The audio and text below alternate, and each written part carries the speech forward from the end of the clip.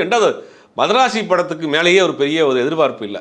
ஏன்னா ஆல்ரெடி அவர் சிக்கந்தர் கொடுத்த ஒரு டிசாஸ்டர், இந்த படத்துக்கு ஏற்கனவே வந்த ஒரு கிளிம்ஸ் வீடியோஸ்லாம் பார்க்குறப்ப நிறையா முருகதாஸ் படங்களே பார்த்த மாதிரி இருக்குது. துப்பாக்கிக்கு அது நிறையா அவருடைய படங்களே பார்த்த மாதிரி இருக்குது. அது அது அதோட நீட்சியாக இவர்கள் பண்ணிய அந்த ப்ரோமோ கூத்துலேயும் அதே மாதிரி தான் இருக்குது. ஏன் வேறு புதுசாக பண்ணுறது வேலை, நேரடியாக இந்த ப்ரோமோ பண்ணாமல் பாட்டாக ரிலீஸ் பண்ணால் கூட ஓட்டாமல் இருந்திருப்பாங்க.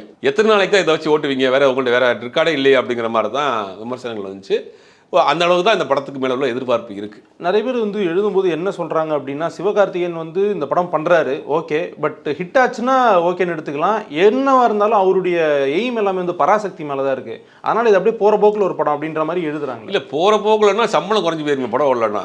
இப்போ அமரன் படத்தினுடைய இதுக்கு பிறகு 30 கோடி ரூபாய் வரைக்கும் சம்பளம் வாங்கியிருந்தார். அமரன் வெற்றிக்கு பிறகு 50 கோடி ஆக்குறாரு. ஒருவேளை மதராசி படம் சரியாக போகிறோன்னா சம்பளம் இறங்கிடும். ஒரு படத்தை வச்சு தான் அடுத்த படத்துக்கு அவர் சம்பளம் ஃபிக்ஸ் பண்ணுவாங்க. அப்படிலாம் போகிற போக்கில் நடிச்சுட்டுலாம் போக முடியாது. ஏன்னா அவருடைய சம்பளம் போயிருமே. எஃபெக்ட் எடுத்து தான் போட்டு பண்ணுறாரு. பட் நம்ம பார்க்குறப்ப வரக்கூடிய விஷுவல்ஸ் அதெல்லாம் செய்திகள்லாம் பார்க்குறப்ப அது கொஞ்சம் கிரிஞ்சா பழசு மாதிரி இருக்குது அப்படிங்கிற மாதிரியான விமர்சனம் இருக்குது.